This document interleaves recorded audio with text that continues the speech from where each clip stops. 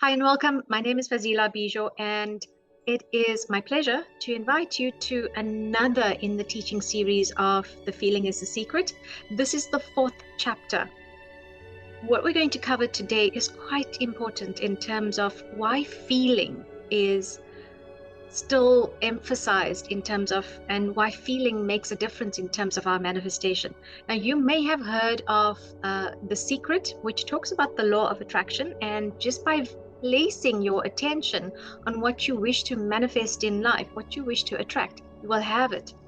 Now, I know many people have had problems with the law of attraction and why it doesn't work for everyone.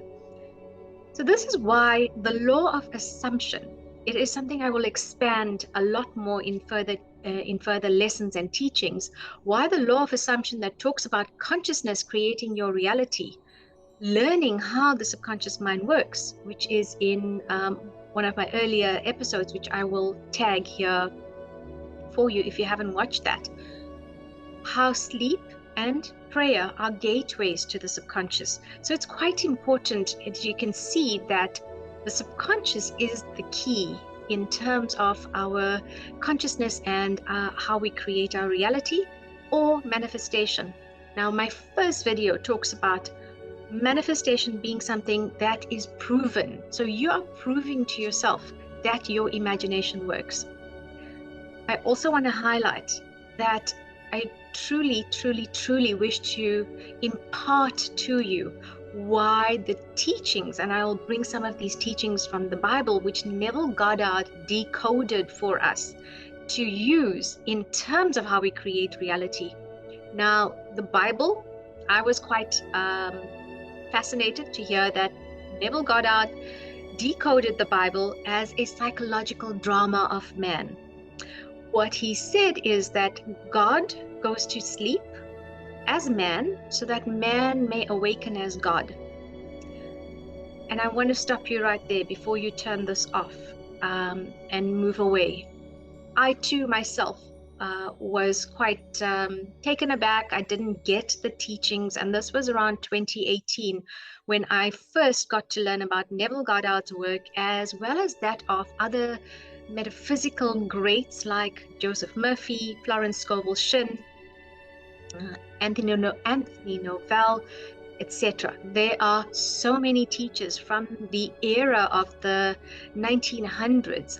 I've been fascinated, and so I've been reading up a lot, and I listen to other podcasts and I study what it is that they've been teaching us. There is one commonality, and that is that you are the key. Your subconscious mind, when you can master your emotions, when you can master your feelings, when you can master your mind in terms of the control of your thoughts, your emotions, your behaviors, changing your self-identity, changing your self-concept. Now, all of this, I had yet to see how this could be effected by my own application until I met and saw the teachings of Neville Goddard. I have studied with mentors in order to fast track the application. Now, I will tell you, you can go and dive into Neville's works. Feeling is the Secret is a short book, and it is not that heavy compared to, and I say heavy, there's a lot of application and understanding that must go in. To break down the works takes some time, and you could find yourself being put off the work and not actually opening up and reaping the benefits of how this can work in terms of reality creation. For me personally, I found that Neville Goddard is, in terms of how he speaks, to quote Josiah Brand, whom I had the pleasure of interviewing in a podcast earlier this year, Josiah likens Neville Goddard to Shakespeare of metaphysics. And for me, Neville is like the PhD level. You can definitely find other metaphysical teachers who are a little bit easier in terms of digesting and understanding. But I promise you, the likes of Neville Goddard and Joseph Murphy, both who studied with their teacher Abdullah, the Ethiopian mystic, the work is profound. And you get to experience this. You get to experience the work unfolding within you when you can actually immerse yourself and go along with just studying the works. I promise you, I find that even when I pick up a book that might be seemingly as short and as simple, but very impactful in terms of feeling is the secret, I find something new. I find a deeper level. I find more around what Neville's been talking about. And I also get to experience myself on a deeper level. And that's how mystery unfolds, the mystery of the divine, the mystery of the universe. Now, for me, I'm forever fascinated and a seeker of actually wanting to experience, immerse myself, and understand how do things work. So not just from a logical perspective, but when we meet truth, you really feel it deeply. You feel it within yourself. And that's the impact of this work. And that is truly why I've embarked on bringing these teachings to you, helping you learn the concepts, breaking them down. And I will tell you, even in this chapter, which is just about 1 page long, there was so much. There is so much that I could actually apply here and still extend this today's video. But I'm going to take you through this in a little bit more of an approach where it's simplified, so that you can start to see the value in these teachings. So part 4, feeling is the secret, spirit or feeling is the chapter title. Now, to manifest your desires is not actually achieved through a show of strength. If you try to achieve this through a show of strength, power, or effort, you're going to find that you'll find that you are struggling. You'll find that you won't achieve your desires as easily, because manifestation, to prove that your imagination works, does not take effort. To prove that your consciousness is creating your reality doesn't take effort. However, it does take application of certain steps, which, if you're not using them, can actually mean it takes longer for you to manifest your desires. But at the same time, if you come into the realm of this work in terms of the metaphysical application and understanding, particularly the way that Neville Goddard teaches it, you may very well find that your manifestations don't pan out the way that you want them to. So if there's any conflict, if there's doubt, if there is struggle, if there is any way, shape, or form that you think that your effort or sheer willpower, if you're going to manifest something and you want to affirm it 10,000 times, it's not going to work, because that in itself says that you are attached to the outcome. You don't believe that it is really available and true for you. Now, your state, so your state of consciousness is assumed. You assume the feeling that would be yours. So spirit actually means to get into the state of the desire, that which you wish were yours. An example is that of a millionaire. A millionaire is not going to worry about whether they have millions. They may very well look to how to expand to the next level of being a multi-millionaire or billionaire, but they're not going to doubt that they're a millionaire. So in terms of what you do is to put yourself into the state of assumption that you are already that. So what that means as well is whatever is what you believe to be out there in the future. So let's say that your health is something that is troubling you and you wish to be cured and healed. The healed state already exists. Now, Neville talks about creation is already finished. I don't want to complicate things too much, but suffice to say, what it means is that everything exists already. So becoming the person who is healthy is what you must be focusing your attention on and bringing that state into your current time. You don't look for something down the future, you look at it as being now. And what you're then going to do is capture the feeling of the state you desire, capture the feeling of that which you wish to be. And as you capture that, you now rest in that desire. No struggle. The assumption means you assume that you have it already. You assume it is yours. You do not doubt. You do not go into conflict. Do not go into the past story of I don't have. You will look at it as I embody the feeling I already have. That brings me to this point, and I'm going to read this paragraph out and we'll break it down in the next couple of slides. You never attract that which you want, but always that which you are. As a man is, so does he see. To him that hath, it shall be given, and to him that hath not, it shall be taken away. So I want to break this down a bit more for you so that you can understand what we're talking about here. You never attract that which you want, but always that which you are. So whatever you are conscious of being, so let's take the state of being a millionaire. If you are not a millionaire yet, you had to focus on the lack of money, you're not going to become the millionaire. Why? Your attention and your consciousness is focused on lack. It is focused on I don't have, and therefore the subconscious, which has the imprint and the programming of I don't have, is what you are conscious of being. So you may want something, but want is not stronger than what we feel to be true for ourselves. So in the conflict between what I want and what I am conscious of being, what I want doesn't win.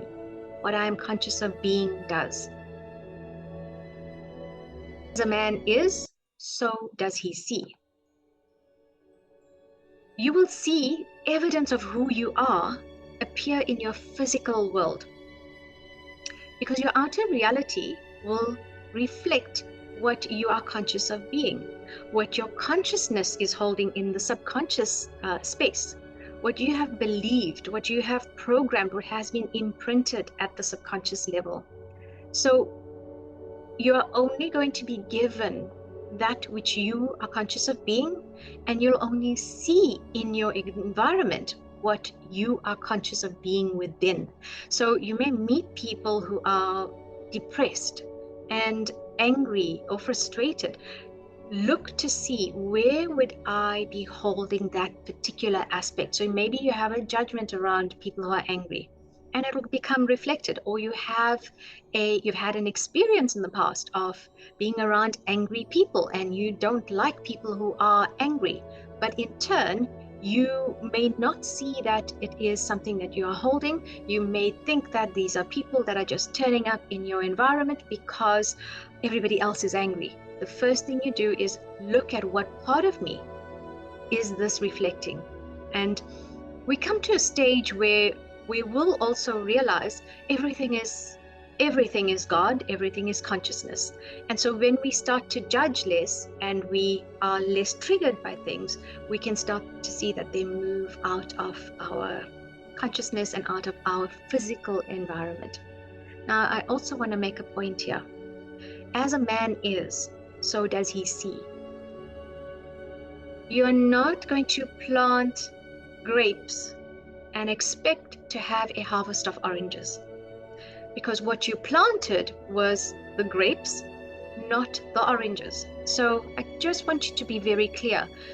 Your external environment is only going to be a reflection. It is the mirror of what your internal environment is.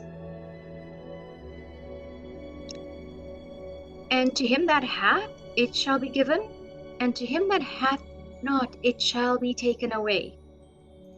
So what this says is, to him that is aware of being something, that something will be given to him.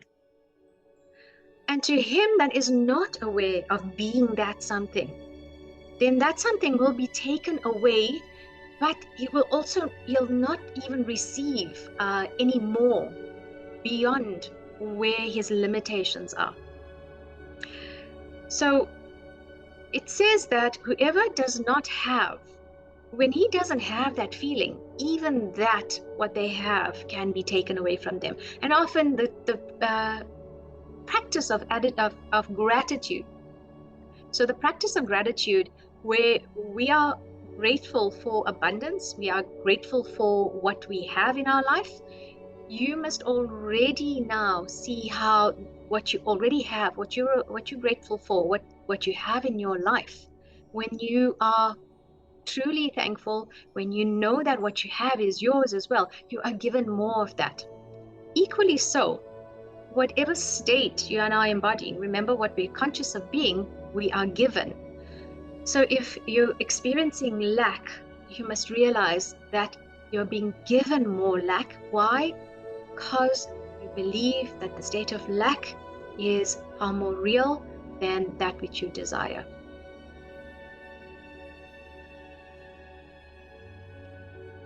So here's what we do. Every idea of a man has a definite feeling associated with it.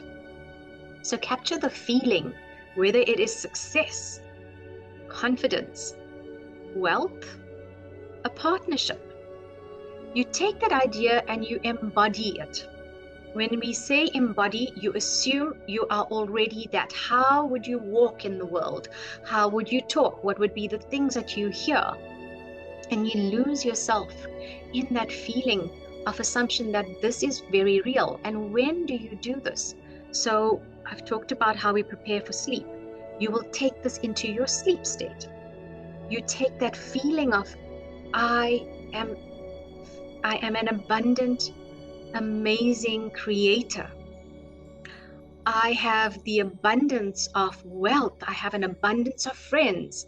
If you were wanting to create a friendship circle, to have a greater number of friends, or to have more loving, caring, genuine friendships, you will embody what it feels like to have those friendships, to be the friend that you would like to have in your life, because that is what you will then attract.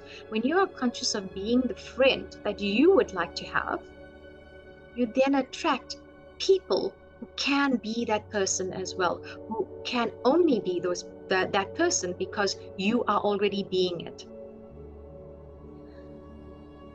Faith is feeling, which means I have assumed it, I have embodied it, I know what it truly feels like. I expand in this feeling of whether it is wealth or health or having that relationship with that special someone. Again, because according to your faith, which is your feeling, will it be done unto you. So what you are conscious of being, what you are conscious of feeling very strongly, you will see is manifested in your life. And so, to wrap up, your mood prior to sleep is when you program your desire into your subconscious. And the other thing you can do in your waking time is prayer. And if you haven't watched the episode on prayer, I talk about how prayer is how you prepare for the reception of your desire, because when you see yourself as having it already, that is how you prepare for your manifestation to come into your life. I've also said this, when you prepare for sleep, it is as though you are meeting your lover. And you're not going to meet your lover in just any kind of way. You're going to be immersed in feeling that joy, the gratitude, the excitement of being and meeting your desire, programming your desire into your subconscious. And equally with prayer, when you drop into that space of just being in the heart and feeling, and by the way, feeling is in the heart, thinking is in the mind. When we drop into that space of, in your day, you take a minute and you just drop into that feeling of, wow, I'm so lucky to have these amazing friends. Wow, it's so awesome to have friends who are loving, kind, compassionate, caring, genuine. And you keep that imaginal act, you keep the sensation precedes manifestation. So the sensation is the feeling, precedes your manifestation. And when you have programmed this and you tap into that feeling, from the heart space. You tap into that with your senses. What would you see? What would you hear? What would you be touching? If there is a sensory aspect to it, is how you make it real, how you feel it real. So just remember, prayer and sleep are both gateways to the subconscious.